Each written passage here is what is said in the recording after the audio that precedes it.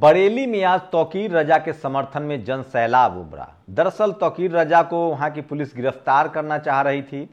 उसके बाद उनके समर्थन में पूरा हुजूम उमड़ा, लाखों लोग जमा हुए और उन्होंने कहा कि हम गिरफ्तारी देंगे। नतीजा ये हुआ कि गिरफ्तारी तो हुई लेकिन उनको जमानत भी मिल गई। तौकीर रजा लगातार मुस्लिम समाज के संवैधानिक हक अधिकार के लिए आवाज उठाते हैं।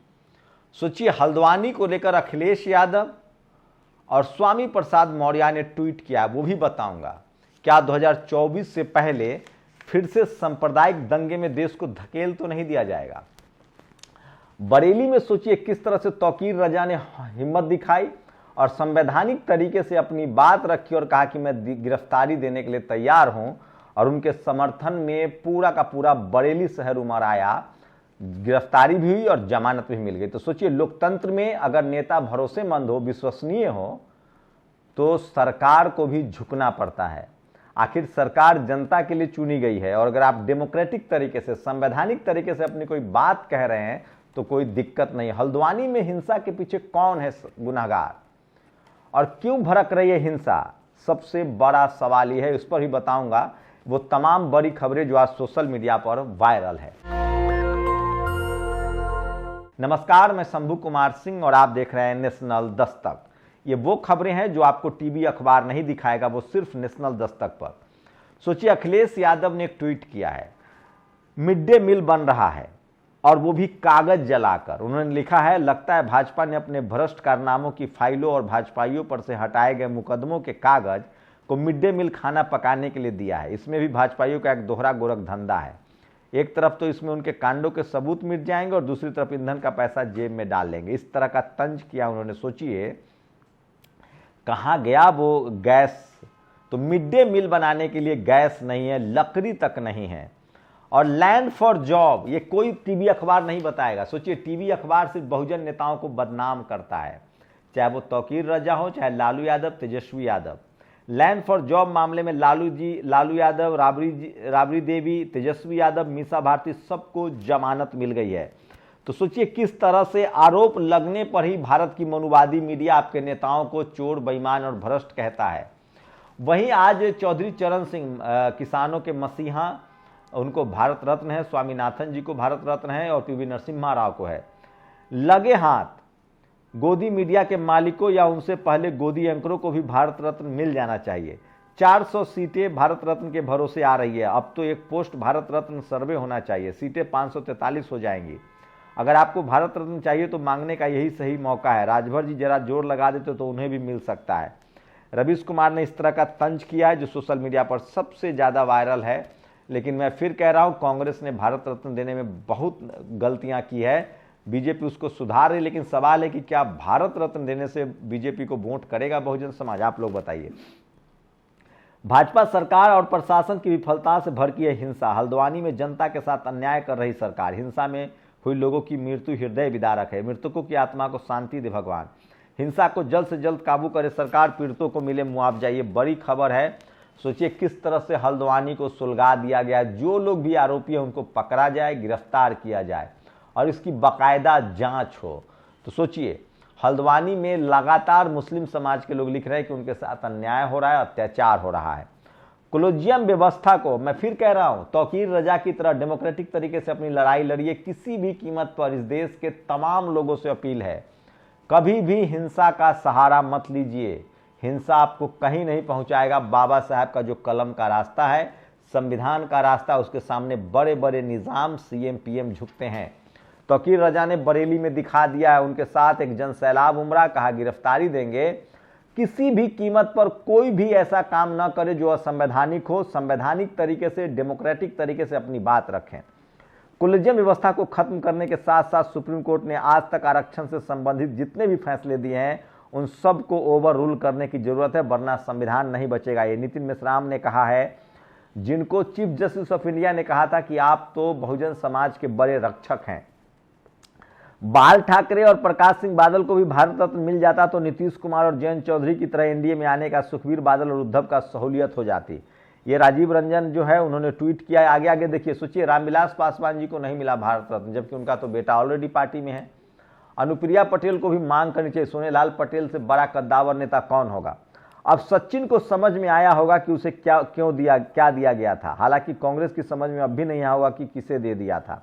तो सोचिए, कांग्रेस सचिन को देती थी और कांग्रेस के राज जब था तो भारत सरकार सचिन को देती थी। बीजेपी की राज में ये बीजेपी कांग्रेस दोनों 2024 लोकसभा चुनाव एक दूसरे के इर्द गिर्द रखकर देशवासियों को गुमराह कर रही है, जबकि दोनों देश विरोधी जन विरोधी काम करे। बीएसपी सुप्रीमो मायावती का एक बड़ा ट्वीट आया, व्हाइट पेपर ब्लैक पेपर। ये बात तो तय है, कांग्रेस बीजेपी में ज्यादा फर्क नहीं है। और कांग्रेस के सवर्ण नेताओं से बात कीजिए या बीजेपी के सवर्ण नेताओं से, उनको लगता है कि उनका काम तो चल ही रहा है। बहुजन समाज को अपने हक अधिकार, अपनी पॉलिटिकल लीडरशिप के लिए लड़ना चाहिए। आगे बताऊंगा।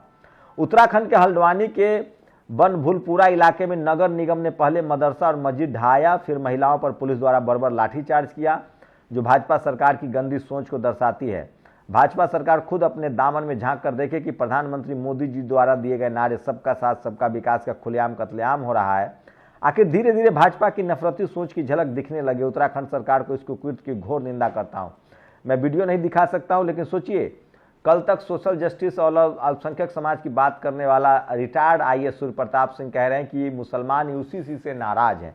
अरे क्यों नाराज हुआ? जिनकी सरकार है वो कानून बनाए, जब सरकार बदलेगी तो लोग अपनी बात रखेंगे। प्रदेश में जातिवार जनगणना कराकर दलित, आदिवासी एवं पिछड़े वर्गों को समानुपातिक आरक्षण के माध्यम से हक अधिकार दिलाए जाने की मांग सदन में की है। तो स्वामी प्रसाद मौर्य जो है वो लगातार बहुजन समाज के हक अधिकारों के लिए लड़ते रहे हैं और ये सबसे बड़ी खबर है और वो लगातार डटे रहते हैं। अगर मान भी ले नरेंद्र मोदी सी ओबीसी हैं तो उन्होंने ओबीसी हित के लिए क्या किया? आर्थिक सुधार, 10% सवर्णों को लेटरल एंट्रीज से ओबीसी बाहर, उसके बाद नौकरी में आरक्षण घोटाला, मीडिया यूनिवर्सिटी ओबीसी से दूर, ओबीसी नॉट फॉर सुटेबल बताया गया। कई राज्यों में आज तक ओबीसी 27% रिजर्वेशन नहीं मिला है। तो ये वो तमाम सवाल हैं जो बहुजन समाज के लोग पूछ रहे हैं, क्या भारत रत्न से ये सारी चीजें हो जाएगी?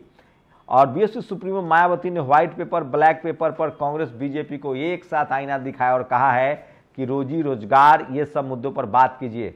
वहीं बीएसपी सुप्रीमो मायावती जी ने आज माननीय कांसीराम साहब के लिए भारत रत्न की मांग की है। ये फहरिस्त बहुत लंबी है, आगे भी बताऊंगा। और उन्होंने भारत रत्न देने का स्वागत किया है, पूरा देश स्वागत कर रहा है, लेकिन सवाल है कि तमाम बहुजन नेताओं को कब मिलेगा, वो भी बताऊंगा। और बॉन्ड का जाल, सोचिए कौन दे रहा है इतना पैसा? चुनाव का चंदा 1294 करोड़ आया तो खर्चा कितना हुआ होगा? कोई हिसाब मिल सकता है? 6564 करोड़ चंदा मिला है, काश कंपनियों के नाम मालूम होते। 2800 करोड़ के इलेक्ट्रल बॉन्ड जो है वो मार्च 2022 से मार्च 2023 तक बिके हैं, जिसमें बीजेपी को 1294 करोड़ रुपया मिला है। सोचिए, दलित, पिछड़े, आदिवासी, आरजेडी, जेडीयू, सपा, बसपा को 1 रुपए का चंदा नहीं मिलता है। किसानों के मसीहा, धरती के नेता, भारत के एक्स-पीएम चौधरी चरण सिंह जी को भारत रत्न से सम्मानित किया जाना, किसान कौम को बधाई। चौधरी साहब अखिल भारतीय अपील वाले धाकर नेता थे। उनका कद इसलिए बड़ा था कि वो दूसरे के कद छोटा करने का घिनौना खेल नहीं खेलते थे। हर सूबे में नेता बनाया। बहुजन समाज को सीखना चाहिए, जब तक आप दिल नहीं बड़ा करेंगे तब तक चौधरी चरण सिंह नहीं बनते हैं। शिवसेना के लिए बाल ठाकरे या वीर सावरकर, समाजवादी पार्टी के लिए मुलायम सिंह, अरविंद केजरीवाल, खुद केजरीवाल, डीएमके के लिए करुणानिधि, एनसीपी के लिए शरद पवार, तेजस्वी के लिए लालू यादव को भारत रत्न दे दीजिए।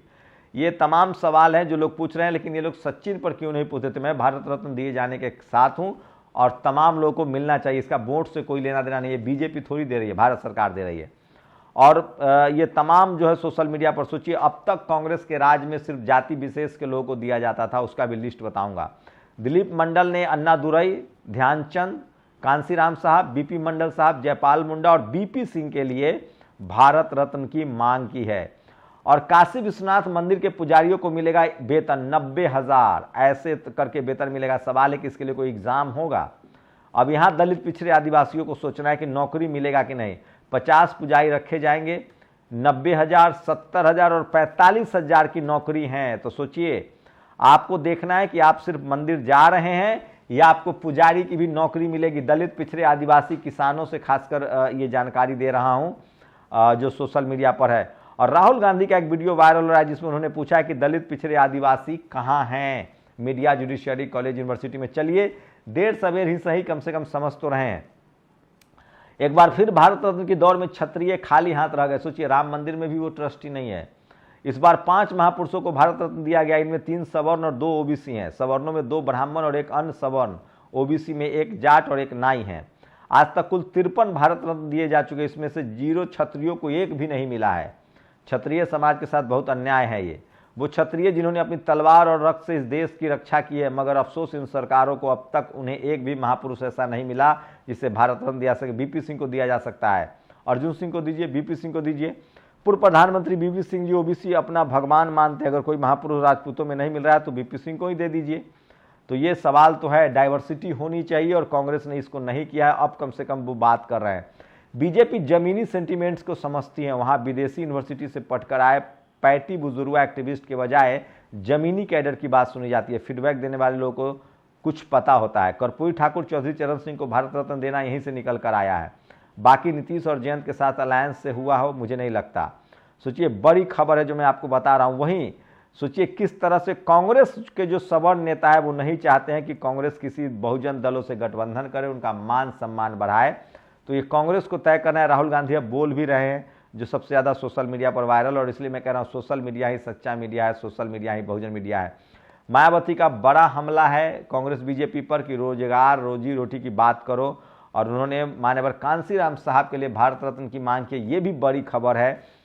और सोचिए किस तरह से कांग्रेस ने जो काम नहीं किया वो धीरे धीरे बीजेपी, भारत कम से कम बीजेपी वाली सरकार, मैं कह रहा हूँ बीजेपी नहीं दे रही है, ये सरकार को देना का काम है और भारत सरकार कर रही है। इसका स्वागत कीजिए। लेकिन सवाल है कि क्या भारत रत्न कांग्रेस को वोट बीजेपी को वोट दिलाएगी? जब सचिन वोट नहीं दिला पाए, जब प्रणब मुखर्जी नहीं दिला पाए तो कैसे? और आजकल पूरे देश को मोदी जी सामाजिक न्याय का पाठ पढ़ा रहे हैं। उनका कास्ट को तो ओबीसी का दर्जा मिल गया, वो अपने को सबसे बड़ा ओबीसी कहने लगे। मोदी जी के बिना सड़कों पर आंदोलन करके मिला है। बहुत सारी कम्युनिटी है जो ओबीसी में आना चाहती है, उनको भी मिलना चाहिए। ये खड़गे ने बड़ा ट्वीट किया है। तो सोचिए, ये तमाम बड़ी खबरें हैं जो सोशल मीडिया पर वायरल है। और बॉन्ड, सोचिए बीजेपी को सबसे ज़्यादा चंदा मिल रहा है क्योंकि वो सत्ता में है, लेकिन बहुजन नेताओं को बिल्कुल चंदा नहीं मिलता है। और भारत न्यायपालिका के इतिहास में आज तक किसी भी कोर्ट ने किसी भी अफसर को रिजर्वेशन लागू न करने या रिजर्व सीट को चुरा कर उसे अनरिजर्व करने के लिए एक भी दिन सजा नहीं दी है, जबकि हर साल ऐसी कई हजार चोरियां होती है।